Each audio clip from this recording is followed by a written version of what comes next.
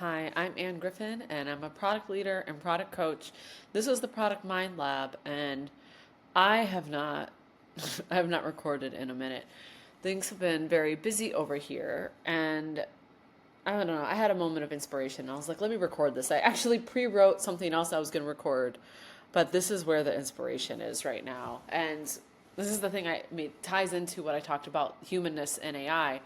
But part of that is kind of this dark, I want to say dark side, like the dark arts of AI. And I don't mean necessarily using AI for evil. There's a lot of things there. But the things where they might be good intentions, but people are very creeped out by it. And examples are people creating AI versions of people's deceased loved ones. That's not new. We've had examples of celebrities doing this. There are several companies out there that are doing this. It's really a fascinating space, but also people have this reaction of either they're like, oh my gosh, I could talk to this person again and feel that and that emotional connection that we want as humans.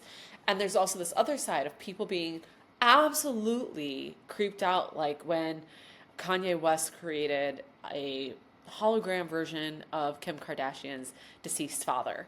And the internet reaction to that was pretty negative. I mean, also because of who was the person who created it, but or like bought it, but also I think a lot of people are really creeped out by this idea and exploring like why does that creep people out when you might listen to a loved one's voicemail repeatedly after they pass, but then for us as humans there is a boundary that's crossed once we upload that voicemail into an AI system and details about our loved ones, and we can have a whole conversation with this person who hasn't been around anymore.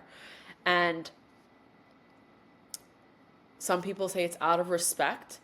Some people say, well, okay, that's not really them and they wouldn't want to be represented that way. But I think there's something deeper there, and this is something where I am trying to better understand the human psychology of why we feel like that's crossing a boundary, putting something that is so human into the technology, like a deceased loved one.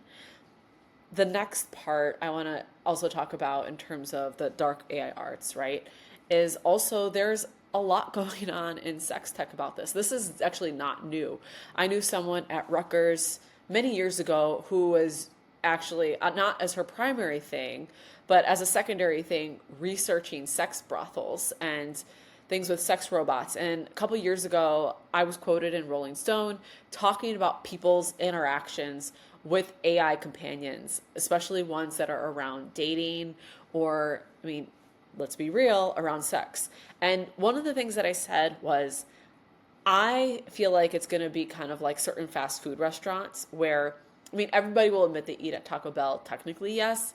But there was this phenomena, I don't know if it still goes on around McDonald's, where a lot of people wouldn't admit to how often they were actually eating at McDonald's. So if you did the numbers and looked at how many adults there were in the United States and also how much McDonald's was sold every day, the number of people who actually, if you took a sample size, that reported they actually regularly eat at McDonald's does not align with the sales at McDonald's, and like McDonald's sales are way stronger. So there's this idea of people are ashamed to admit that they do a thing, but it is happening regularly. And when you think about these dating bots, AI companions, these other things that are more explicit in nature, I mean, do I think everyone's doing it? No, I don't think it's as widespread as porn, but I think it is more widespread than we really realize because people are not going to admit that they are using them. And even now, what I see paralleled between these things and something else that feels less scary is AI therapy. So obviously there are a lot of ethical concerns around AI therapy, like what do they do with that data privacy, also it telling you something that could be potentially harmful, but people can do that as well. I'm not saying there's not concerns, but here's the thing, is more and more people are starting to say, hey, I dumped a lot of my trauma and issues into ChatGPT or Claude. And it actually started giving me quote unquote good, right? Good. Yeah, I will say people say like they feel like it gave them good advice or was able to help them. So if people are now starting to feel that about things like therapy and being able to share really private, sensitive information, even with things that were not designed to handle it, to me, that also shows a signal of in private, right? There's a lot more of this happening for other things. Therapy is one thing, right? Where you are still telling this AI a lot of your secrets, potentially really dark things, things that are really intense. And so, what does that mean for the other things? Like when people are looking for companionship, whether it's platonic or whether it's sexual in nature, what is happening there? And so, I think this all ties into. I think this all ties into the, again, the dark AI arts, and not saying this is evil, it's just the things that are very taboo. But we are getting to a space where people in private are a lot more comfortable with this. And I think it's really interesting because I think in terms of consumer tech, the more people feel comfortable with this, the people who are able to create a combination of interface and tweaking models together that gives them just enough of what feels like almost like human breath of life inside of it are going to really make a big impact in consumer tech. And so that's where I think I'll say, yeah, I think that's where there is a lot of intrigue, and I am really interested to explore our psychology around this feeling of, oh, I'm so happy I got help from this AI therapist. But then also, some people are admitting to use it, but some people would probably never admit in public that they're, using an AI therapist, or people never admitting that they are using an AI companion for companionship. And also people, when people use AI for a deceased loved one, because mind you, there's multiple startups in that space, somebody is buying it. I don't know necessarily what the success looks like for those startups right now in terms of revenue, number of customers, active customers.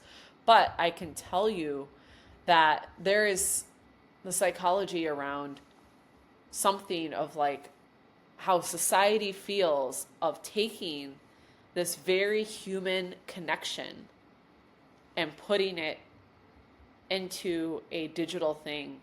And a lot of, I would say also a lot of careful thought into the psychology around what gets people to say, oh, I like this, and now I treat this as a normal, almost like a normal person, right? And I'm trying to think of if I had any other points I wanted to cover. I can't think of anything right now, but if I do, I'll include it in the article that comes with this video. But yeah, I think that consumer companies need to start thinking more about what is that breath of life that we are breathing into robots. You don't have to be doing something that is in the dark arts, but I think the dark arts teach us what actually creates, in I guess in like the Web 2 world, we call it stickiness for like a web app. What creates that connection in something that is not biological? And so that's what I'm going to leave you with. Jumpstart Your AI Career is back April 24th. Anything else? I think that's the biggest thing. And I will see you out there. Stay curious. Bye.